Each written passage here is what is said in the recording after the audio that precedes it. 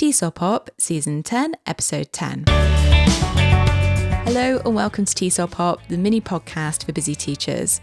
My name is Laura, and joining me today to talk about immersive English experiences is the founder of Blue Noun, Ruth Pringle. Now, in this episode, Ruth talks about what inspired her to set up Blue Noun, as well as the importance of immersive experiences that involve the outdoors and the community. She also talks about the distinction between an English language user versus a learner. And make sure you stick around to the end of this episode because Ruth has a special invitation just for you.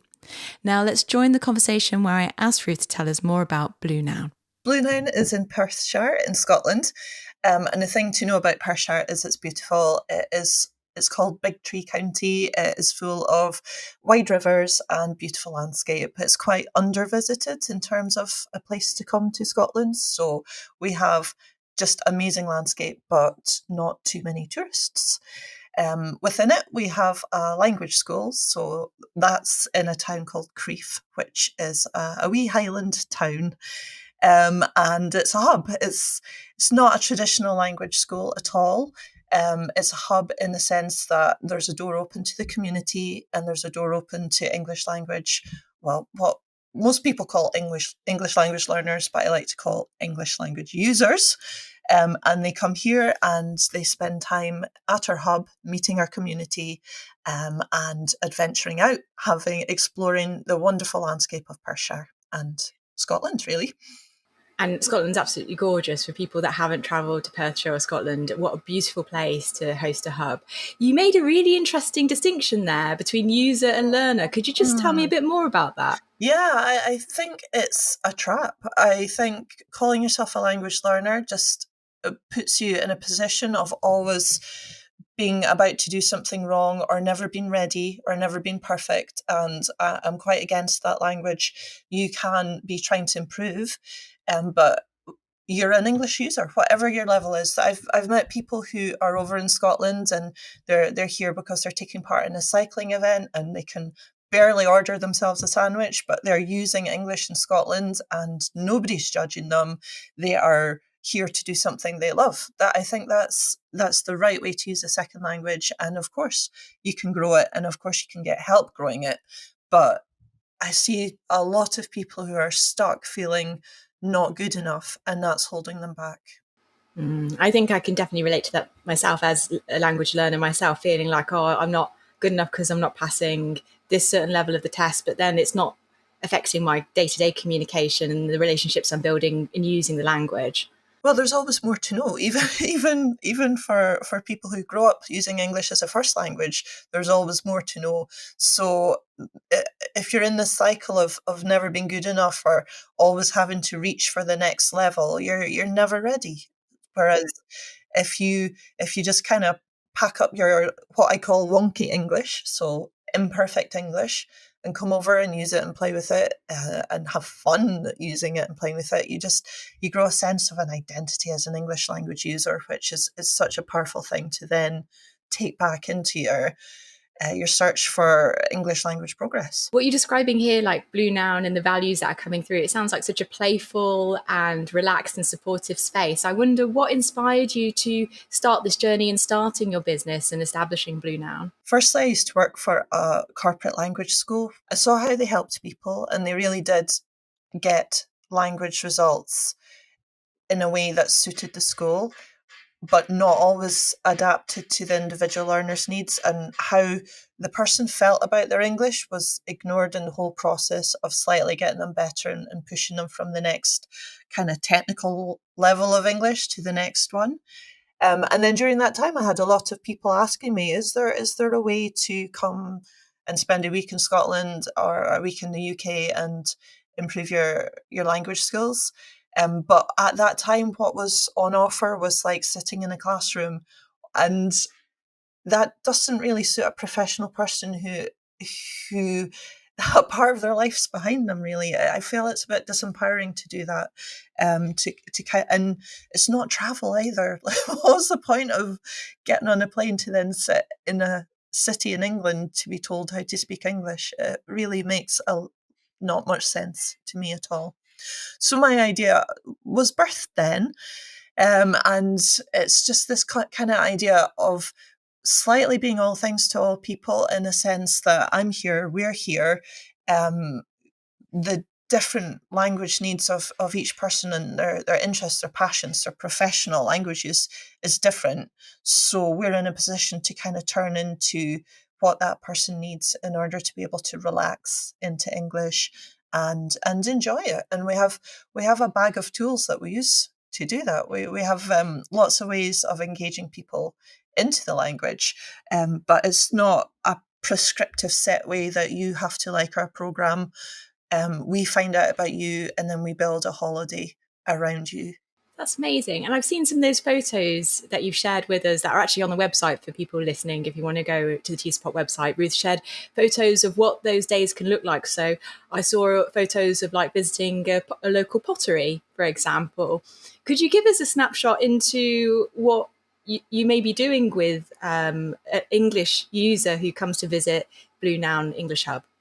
Yeah, absolutely. The pottery is a great example because I have quite a collection of artist studios that I like to visit, and the reason there's a number of reasons why we do artist studios, but like firstly, you get to walk into a professional space now.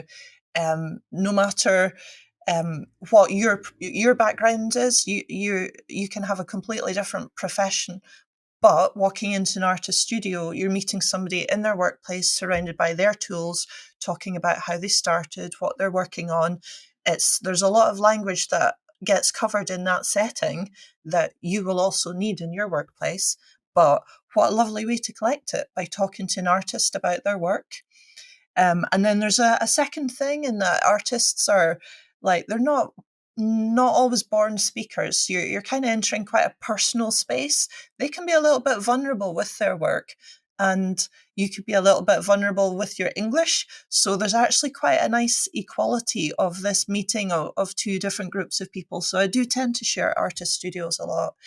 And then lastly, they are great fun for exploring. They're very visual, very tactile. Every object in an artist story has a story. It's a good place to play as well. And are the users that come along with you, are they engaging in the activities as well while they're engaging in conversations with the artists? Is that what it looks like? It can do, like, from time to time. So we'll visit different artist studios when we're out and about exploring, because another thing about the studios is they tend to be in quite lovely parts of Perthshire. So if we go for a walk and I know that there's an artist studio locally, then we'll pop in and visit and say hiya and have a chat. So you can think about your holiday as just little adventures with different conversation points laced through it. But I do have artists that we do workshops with as well. So that would be a morning or a full day event. One that we did recently was a mosaic workshop. So we got a little demo on how to use all the tools, and then everybody went home with a mosaic that they can put in their house or their garden. It's such a good tangible souvenir. And then if we're going to use a metaphor, which I like to do, like, you've got all these little broken bits and you're making something beautiful out of it. It's nothing's perfect. We get rid of that word perfect pretty quick, and we just enjoy what we've got and start loving it and respecting it. I'd love to hear more about the transformation you've seen people go on after they've done a week with you, for example, and stayed with you and gone on these journeys of having these language interactions, visiting studios, engaging in different activities, having mementos, souvenirs almost to take away as well. What's the transformation that you're seeing? I think that it's the difference between, and we talked about it a little bit about being an English learner and English user, but if I give you lots of real places and real conversations and real settings to use your English, you can start believing in your English. I think it's quite easy to feel like you're pretending to be something or someone in a classroom. And then after a week, like, I like to describe it as people are arriving with their English slightly separate from them. And then when they're leaving, their English is in their heart. It's part of who they are. And language is like that. We don't just learn words. We learn part of the culture, and and all the flavors and the tastes and the sights and the smells and the people who you've met, they inspire you, they fill your heart. It's all wrapped up in the words and the language that you're learning here and you're discovering here. And it's all kind of interwoven and interconnected, and it just turns into a really real thing that you can believe in, have confidence in, and be proud of as well. Like, regardless of the level, even if there's still a few errors, it's you change how you view that. I think that's a really important transformation for everyone, just to love their English, whatever level they have. That's a wonderful thing to kind of empower people with, that kind of change of mindset. It's a shift, isn't it? And that can open up so many more doors and interactions as they go away and take that to wherever they're going to be using it. Yeah, I mean, even if you're learning English for making presentations at work, and that's something a lot of people have to do, and of course it's stressful. It's stressful in your first language, so it's going to be worse in the second language. Yet, it doesn't have to be, because when you have all these positive experiences of English, if you've had a whole week of smiling and laughing and enjoying your English and playing with it and testing it, that's something that is still within you, even a year later when you're doing your presentation. It's just kind of melting the stress out of the situation and giving, like the pressure off, taking the pressure off speaking English. You know, I think we could all do with a slice of that in our lives, can't we? Can I sign up? That's one thing I really like to close this episode on. Normally we close with saying, oh, how can teachers apply this to their classrooms? But I'd like to do something different, because I think this is for teachers who are passionate learners and teachers of the English language. Can they come too? I would love them to come. I do actually have a lot of people, when I post about my holidays online, kind of saying, I'm an English teacher, can I come? And yes, of course you can come. I'd love it. When I talked about the hub before and the community, another community I do help is independent English language teachers. I do have some resources on the website to help you with like class prep, like sample lessons, things, videos that you can put into your class, and a network. Like, I'm all for just having a network of independent English language teachers. And as part of that, yes, I'd love to invite you, and I'd like to take this opportunity to invite you with a discount as well. If you mention this episode, you can have a 20% discount on any of our holidays. Wow, that's fantastic. Thank you, Ruth. Thank you for that invitation and for sharing all about Blue Noun today. It's been lovely hearing about your business journey and the work you're doing and how you're helping people on their learning journeys. It's just really inspiring. So thank you for your time. My pleasure. Thank you so much. So to learn more about Ruth and indeed take up that offer of the invitation to go to Blue Noun English Hub, all those links you can find in the show notes. You can also go to the website to see those lovely photos of all the adventures that Ruth was describing. So those pottery classes and days out, you can go to TESOL to see more.